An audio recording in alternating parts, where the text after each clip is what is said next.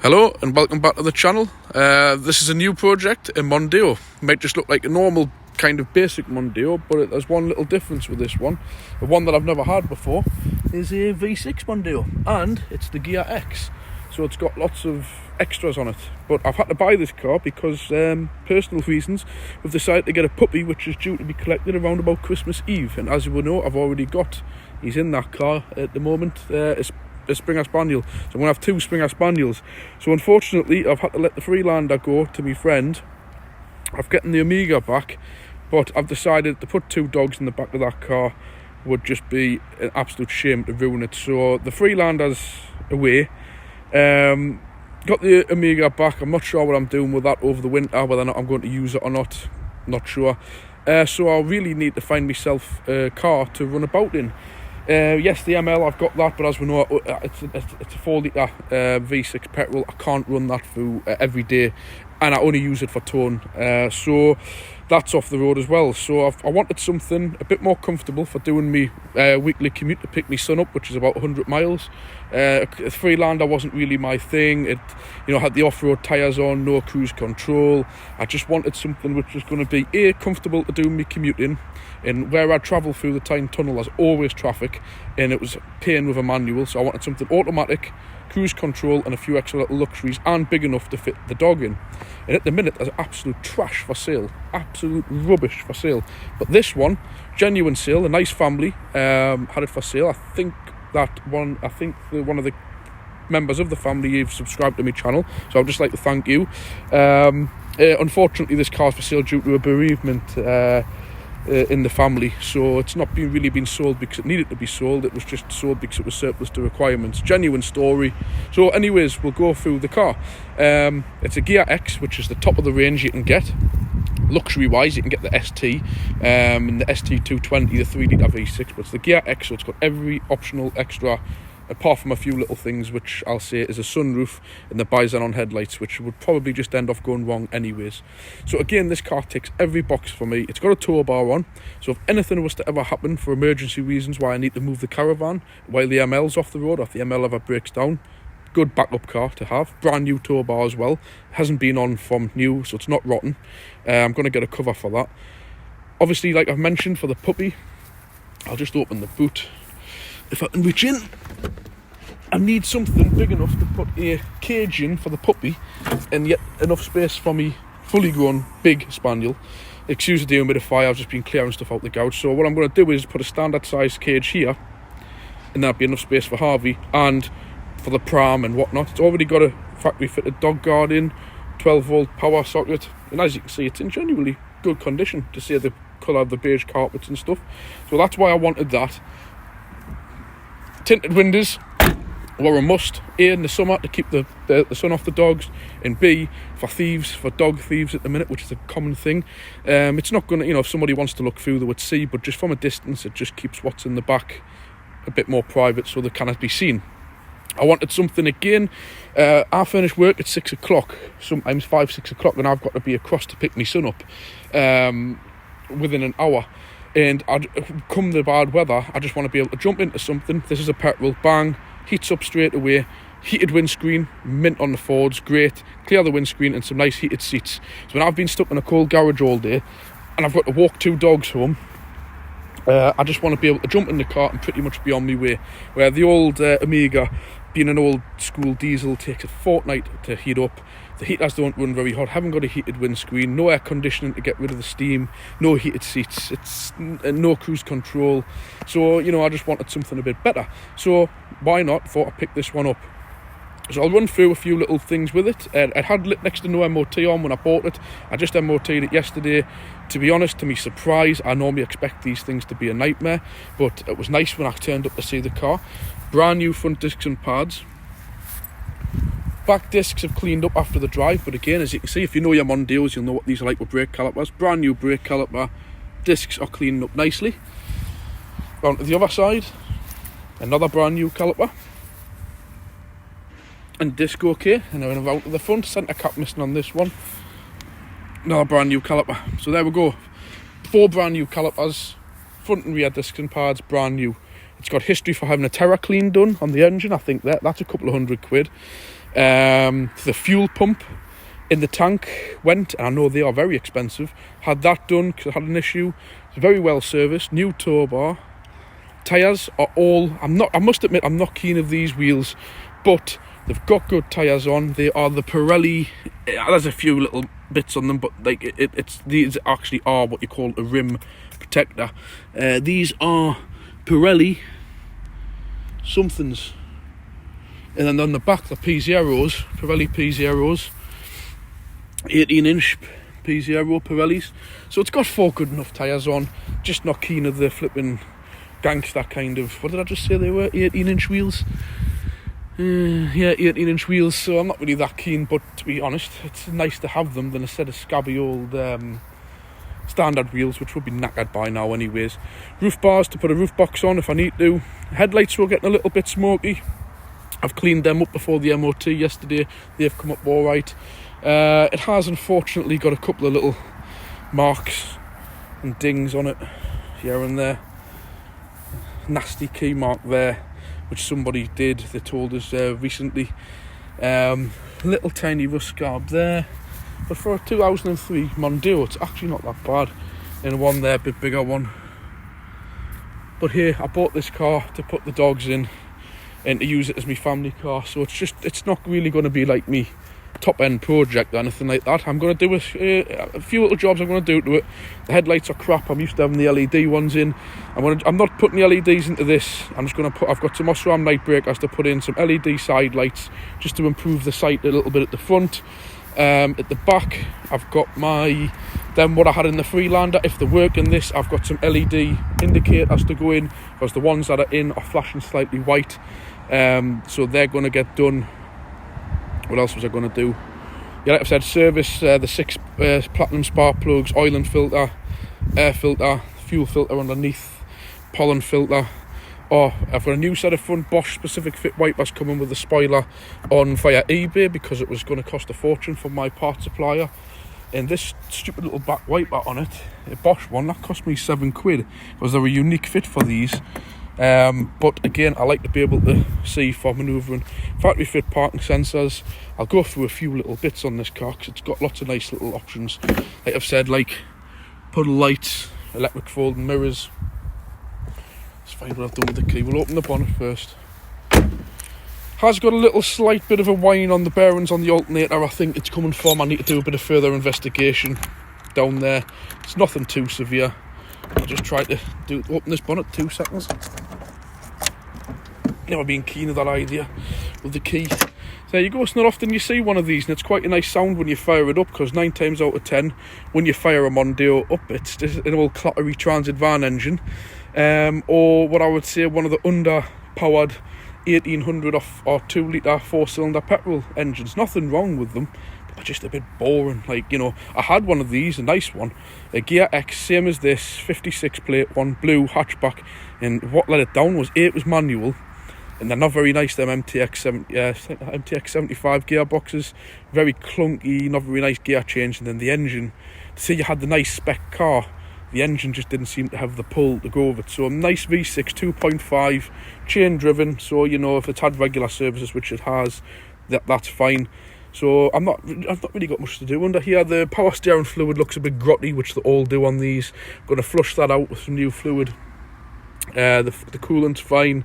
I've drove it back a long way and it was fine. There's a bit of an oil leak on the sump gasket, but it's not horrendous. So rather than dropping all the main exhaust manifolds off and everything, I'm going to monitor that. It's very minor, but I don't like a car with leaks, especially when I park it on my drive.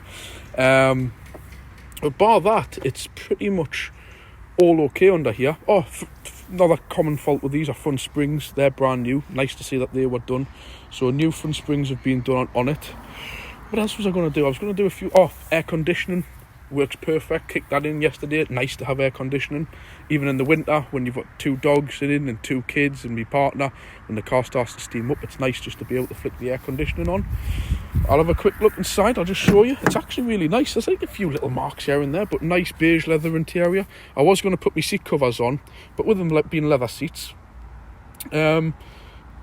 the hairs would just brush off anyway. The only reason I put the covers on the seats so to stop the hairs sticking to them. And if they get dirty, just wipe them down. As you can see, I've got the child seat in there, the dog cage with the nice tinted windows. And again, being the Ghia X, you know, you get your rear electric windows. I think most of these, even the bottom spec, have rear electric windows, to be fair. Has got proper factory fit Mondeo carpets. I've just been cleaning the carpets up a little bit with a wet vac, and obviously it's a bit damp, that's why all the windows are open. I just want to go out the passenger side at the front. Again, like I said, electric fold mirrors with the puddle lights, and then you've got your lights on the floor down there. I've got the child seat in the front, but we'll go out to the driver's side. That's where like most of the Ghia, most of the interesting pieces are. So we'll jump in. Right, it's a nice place to be. I might be getting old school a bit, but I do like the bit of wood in these Mondeos. It's quite nice. So you can say with the Ghia X, heated front windscreen. I think you get that as standard even on the LX on these. Heated rear screen with heated mirrors. Climate control system. I quite like these. They're familiar to use. Sony sound system with a 6-disc changer. I don't use CDs anymore, but what most people don't realise with these Mondeos, even the bottom spec ones, most of them, you have a little 3.5mm jack plug there, which you can run your AUX on. Even proper Billy Basic ones have that, so that's nice to have. But these Sony systems have a much better sound with the upgraded speakers to the standard. Nice cup holder, which comes in handy, plus another one down here. My pet hate with these Mark III Mondeos is the 12-volt output is live permanently, which is really annoying because you've got to keep remembering to unplug this, otherwise you'll flatten your battery. The Mark V Astras as well, the Astra H's, my partner's car, is exactly the same, and it's so annoying because you will end up forgetting one day and you'll run your battery down. I'm just going to put the key in and I'll show you a few more little features in here. I must admit, I have had every single one of these Mondeos, options, you name it. But what I haven't had before is a V6 one, Estate Ghia X. Never had one before. Which I'll lead you into this. It's got this lovely gearbox in it. This is one of the best automatic gearboxes I have ever had the pleasure of driving. It does what it wants, what you would want to do in a manual. Like if you're going up an incline, automatics have a tendency, say if you are going up an incline in 4th gear in a manual, an automatic keeps them sitting screaming in 2nd and 3rd gear, and a lot of them don't have the facility to change up. This, even in drive, standard drive, it was going up an incline the other day and it changed from 3rd down into 4th, brought the revs right down to 1500 RPM, and away it went. Not many automatics I know do that. So anyways, lovely gearbox with Tiptronic.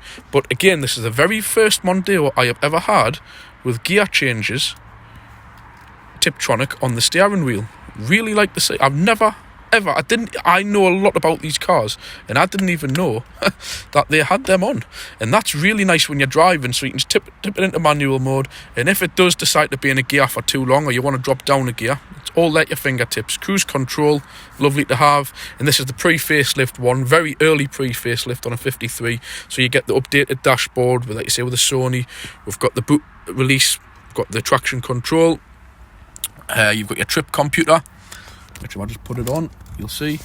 Different kind of screen to normal. I'm not used to them ones. It's got a few more pixels to the standard manual ones. 23 at the gallon. I have been round the doors, and when I did the MOT yesterday, did a lot of idling and revving. So only got 88,000 miles, which is low for one of these. Only other fault it's got is somebody's changed the track rod end, and when you're driving along in a straight line, the wheel is literally like that, which is so annoying because it blocks out all of your dials. And actually it sets off the car with the ESP light, that one, not the ABS, just that one, because it realises that the steering wheel is not straight. So I've got it booked in, I've got tracking gear, but I can get the 4-wheel alignment done for 30 quid, so stuff it. It's going in on Monday on my day off. I'm going to take the little one out and they can get on and do it for the sake of £30. Automatic lights and wipers. The only thing that this is missing is the bi-xenons, as you know, because it's got the headlight levelling marker on it. But yeah, automatic lights, front and rear fog lights. And up here you've got your nice dipped-in mirror, as we've said, heated windscreen, all the extra lights which you don't get in the bottom of the range ones, which is really annoying. You've got your mirror lights, which is nice. 2 moments, there's some idiot going by. Right, yeah, and something else which is quite cool with this, you've got your heated seats. How many stages is that? 1, 1, 2, 3, 4, 5 stages on the heated seats at each side. But I didn't even realise this till I seen that little bit there. We've got cooled seats. And you can hear the fans kicking in there. So you've got cooled seats for the summer, heated seats for the winter. And as you can see, it's breathable leather. Really nice, I like that. And you've got your centre storage.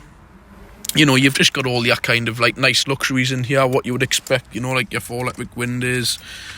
Just really nice, just a nice place to be. And believe me, I didn't pay much money for this car, so I'm going to look after it, but it's certainly not going to be getting pampered as such. It's going to be getting used every week to do my commute for my son, going out for days with the dogs.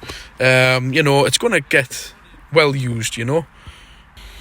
Yeah, so there's the original Mondeo mats. The other ones are in the boot for the back, so it was nice to get them. Obviously got your chrome sill covers. So yeah, let us know what you think. We'll leave a comment below. It'll be nice to see what you know, like. Do you like the car? Is it something you have? Yes, I know I'll get the comments about the wheels. I didn't pick them. It was the way the car come. So yeah, so I mean, if you ever look under the back, here's a top tip for anybody. Really sad fact. It would have been that, obviously, the only Mondeo you will see with an exhaust there, if you can see it, there is the only ones that have the exhaust on the right hand side is a V6. But the annoying thing is, if you look underneath, there's the exhaust there with the centre box. See that great big box under there? Silencer box. Why didn't they not just put an extra pipe there?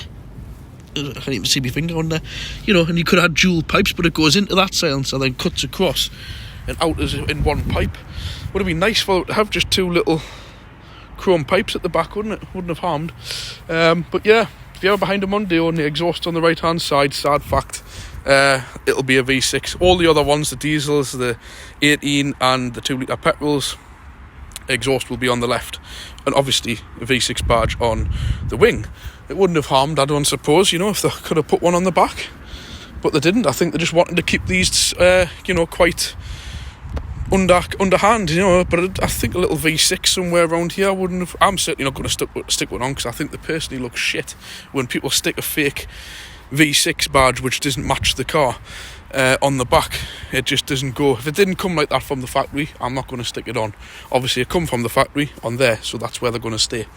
I think these have about 170 brake horsepower, I'm not going to lie.